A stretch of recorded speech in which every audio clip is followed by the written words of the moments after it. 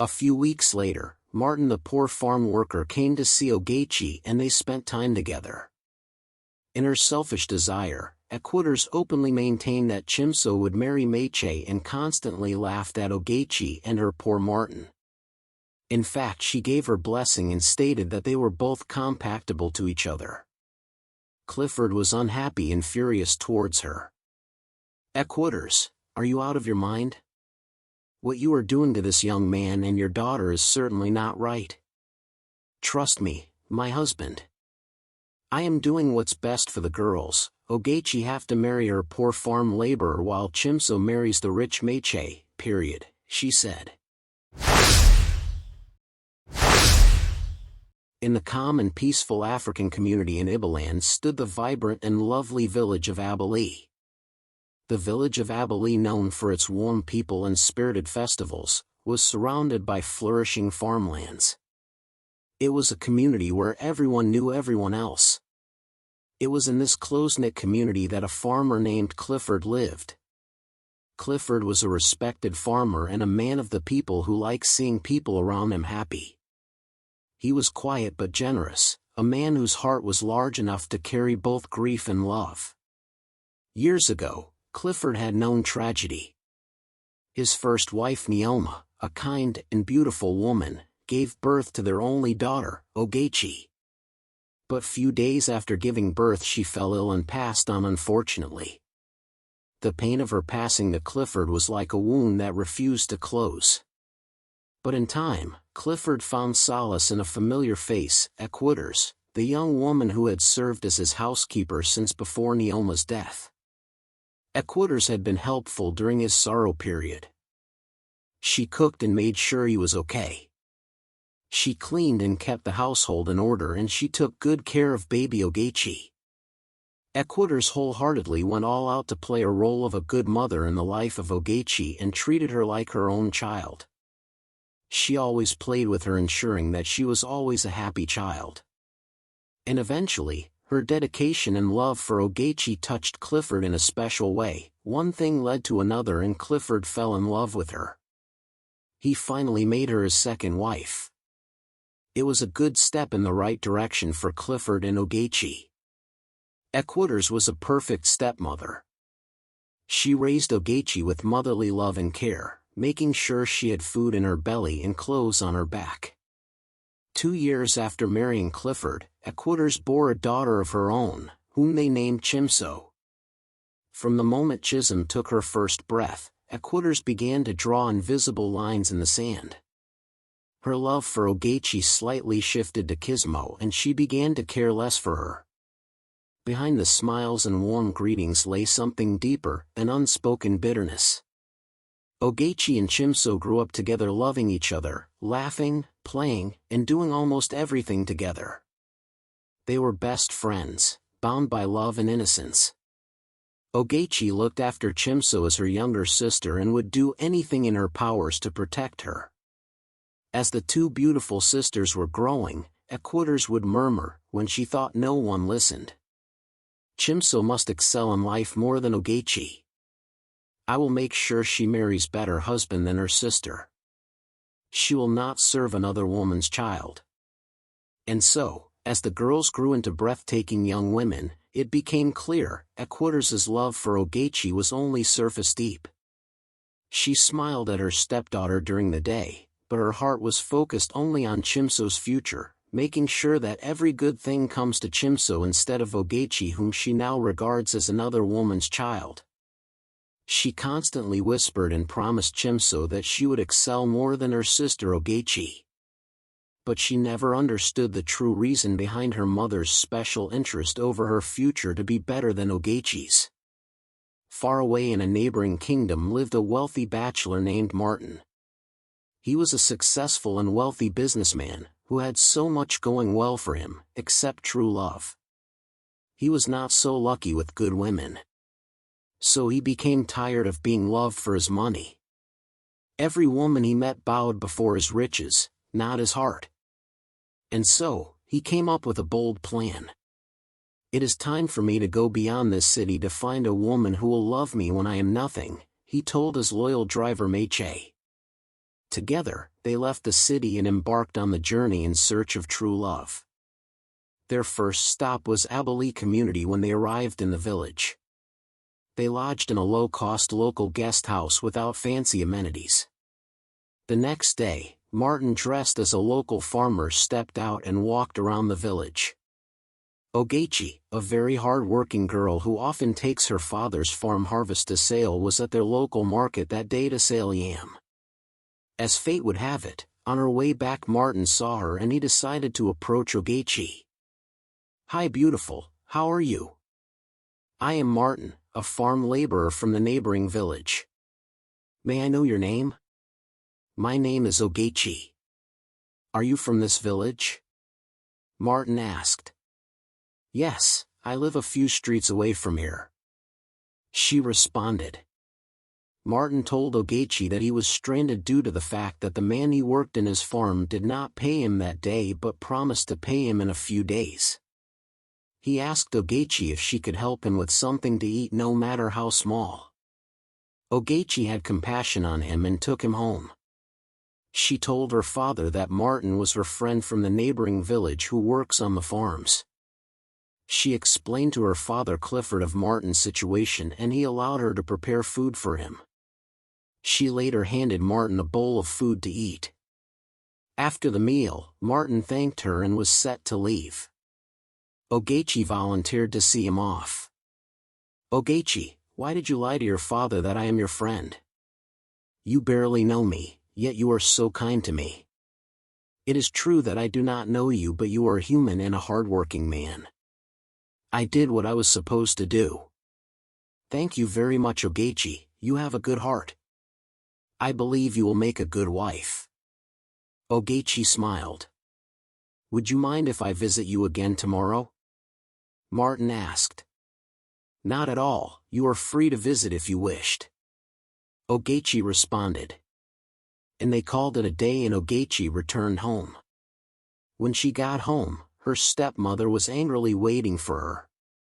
She furiously yelled at Ogechi. "So you now bring strangers to this house and feed them with my food?" "No mama, Martin is my friend. He came to work on a farm but was not paid today. I asked my father for permission before giving him the food." "You are not ashamed? Among all the successful young men out there, it's a farm laborer you could get as a boyfriend.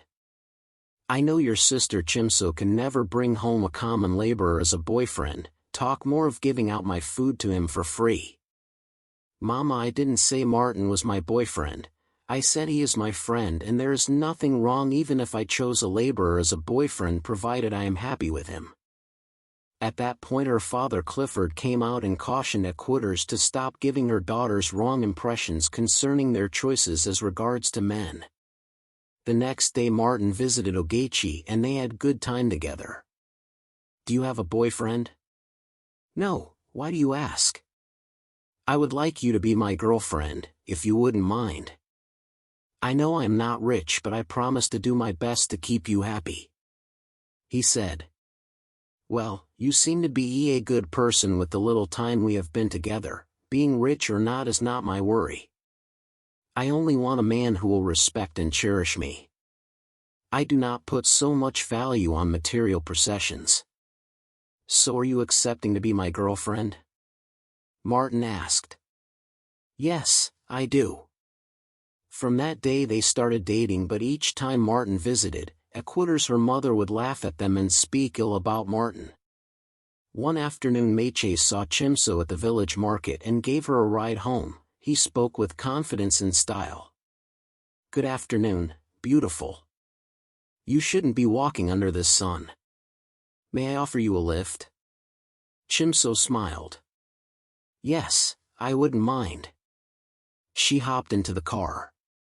While they were on their way to Chimso's home. "Your car is beautiful and you're not from this village, I guess," Chimso stated. "Yes, I am not, but I am here, searching." "Searching for what?" "Searching for something special," Meche replied. "Is this your car?" "No, the car belongs to my boss, I am just a driver," he responded. By the time they reached her compound, Meiche came down from the car and asked Chimso for a cup of water. Chimso, who was already charmed by his looks, was smiling one way. But when Equator saw Meiche's car, she quickly assumed he was rich. And she called Chimso and asked her, "Who is that man? He says he's from the neighboring village. His car is nice.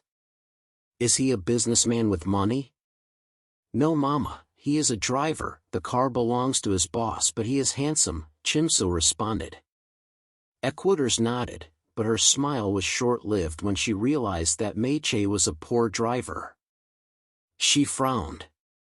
"Why are you standing here? Who are you?" "Just a traveler, madam," Meiche answered politely. Go and find your kind. My daughter cannot be in a relationship with a poor driver." Ogechi overheard them and came out. As always, she greeted him kindly. "Here, brother. Drink and rest," she said, offering him a cup of water. "Thank you. You are kind," Meiche said, admiring her humility. Meiche was not surprised by Equators's reaction. He had seen it many times, the eyes that only looked for gold. But Ogechi's kindness stayed in his heart. She did not look down on him, and that alone gave him hope. A few days later, Meiche, dressed elegantly, looking rich and wealthy, returned to Mr. Clifford's compound to ask for Ogechi's hand in marriage. He told Mr. Clifford that he was not a driver as formerly reported, but a wealthy businessman in search of a good wife.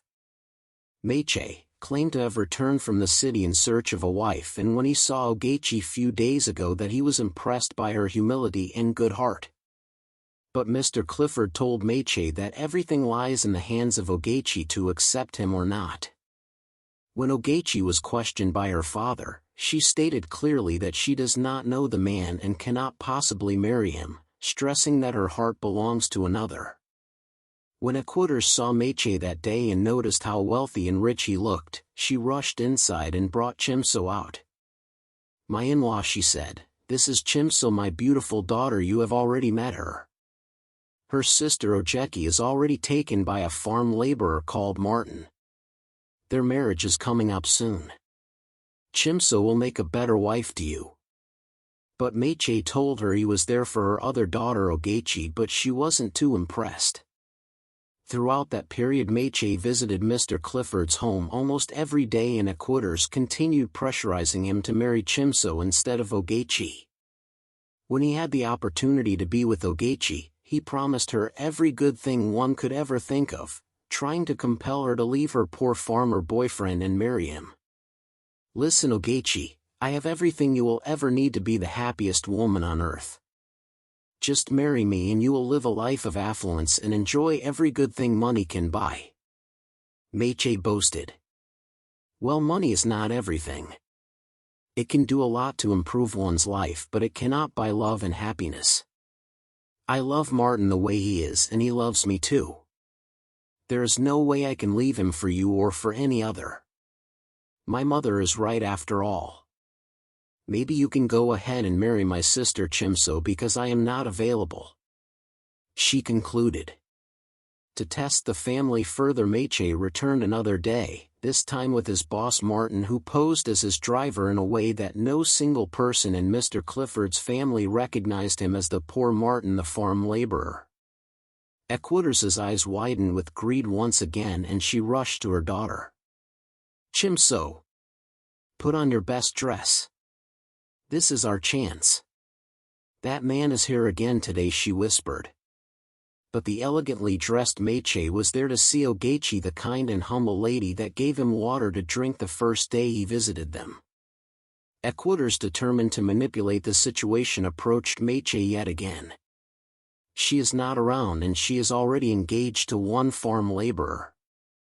But this one, she pointed at Chimso, she is the most beautiful of my two daughters, inside out. At that point, Chimso was clearly not happy with her mother's behavior. Meiche said nothing, pretending to believe her. A few weeks later, Martin the poor farm worker came to see Ogechi and they spent time together. In her selfish desire, Equators openly maintained that Chimso would marry Meche and constantly laughed at Ogechi and her poor Martin. In fact, she gave her blessing and stated that they were both compatible to each other. Clifford was unhappy and furious towards her. Equators, are you out of your mind?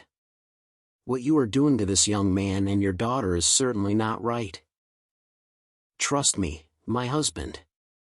I am doing what's best for the girls. Ogechi have to marry her poor farm laborer while Chimso marries the rich Meche, period, she said. That day, Martin the poor farm laborer later proposed to Ogechi and she gladly accepted. Her father was happy for her as long as she was happy with her choice.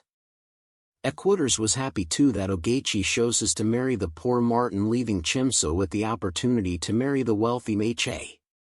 But on the day of the marriage introduction between Martin and Ogechi, there was an unexpected twist as they were unaware that a grand drama was unfolding. Mr. Clifford and his people all gathered in anticipation of receiving their humble poor-in-law, but when expensive and assorted white cars and SUVs stormed Abali village, nobody believed what happened next. It was a royal entourage of men of timber and caliber from Omakala Kingdom who came with Martin for his marriage introduction. Once inside Mr. Clifford's compound, Martin, dressed in full royal regalia, stepped out from one of the cars with Meche in his rightful position as his driver. Equators was surprised and could not even utter a word. She could not believe what her eyes saw. Just before any word could be said, Martin stepped forward as he dressed in full royal regalia and addressed the waiting elders and villagers. My in-laws, please pardon me. Before we start, there is something I must say. I have a confession, he announced. Gasps echoed through the air.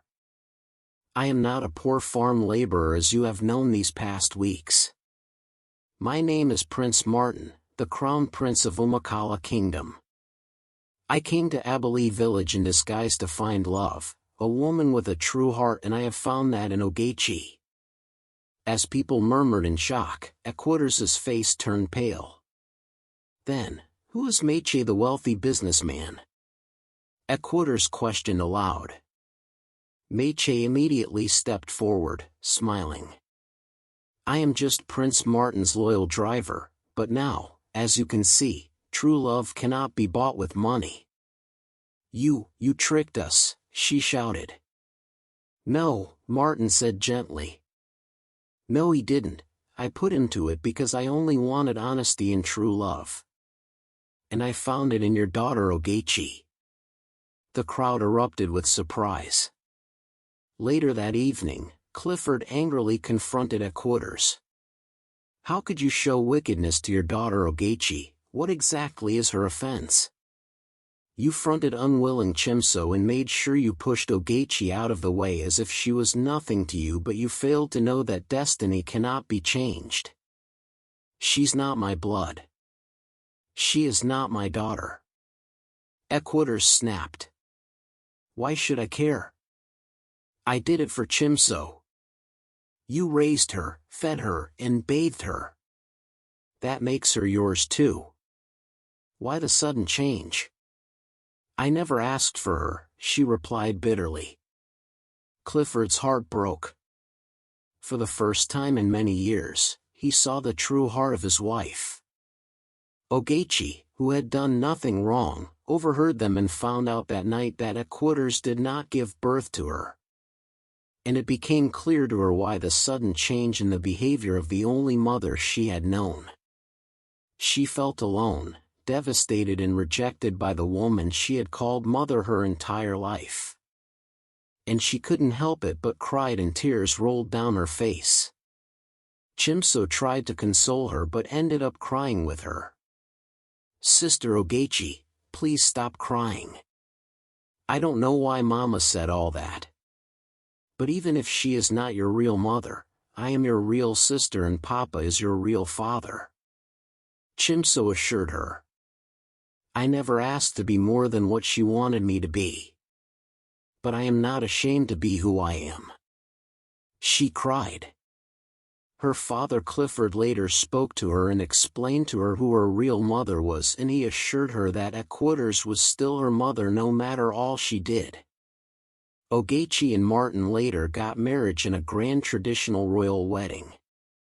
It was a beautiful occasion to behold. They looked lovely together and were celebrated by many.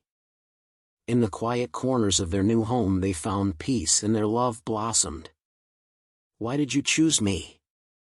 Ogechi asked one evening. "Because you saw me," Martin replied. "Not the clothes I wore.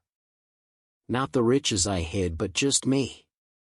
You are so beautiful, Ogechi, inside out, with a sweet soul and a good heart. Your love is pure, tested, and trusted. Despite all the pressure my driver Meche put on you to dump me as a poor laborer, you proved that your love for me is genuine. I chose you because you are a good man who above all is hardworking and caring," she said. They built a new life on trust and genuine love, with Martin making sure that Ogechi lacked nothing and lived a happy life. Meanwhile, Chimso, who deeply hurt by her mother's actions, distanced herself from her after realizing that her mother was not a good role model to her. "Mama, so because you did not give birth to Ogechi you decided to treat her the way you did and wished she married a poor man?" she asked one day. "I did what I thought was best." "No. You did what was best for yourself. One thing you should know is that even if you did not give birth to Ogechi, she remains my sister and nothing will change that." Chimso later left her mother to stay with Ogechi at Umakala Palace. She was happy and glowing. Greed can make you lose what love freely gives, and Equitas did not only lose Ogechi but Chimso as well. She lived with her regrets as Clifford never fully forgave her. She often sat alone, hoping to see the day her daughters that her attitude sent away would walk back to her door. But love, when pure, never dies despite the obstacle. Ogechi and Chimso, though separated by different wombs, were never rivals, but sisters who loved themselves without measure. A few months later they visited Equitas, their mother. She regretted all her actions and pleaded for mercy, and she begged Ogechi for her forgiveness, and she forgave her. At the end, Ogechi became the queen of Umakala Kingdom. From this story we learnt that evil may succeed for a time, but truth always finds its way. Those who plan wickedness will one day eat from the same pot they poisoned. And do not judge a book by its cover. What do you think about this story? Please drop your comment, give this video a thumbs up and support us by clicking the subscribe button. Thank you for watching. Remain blessed.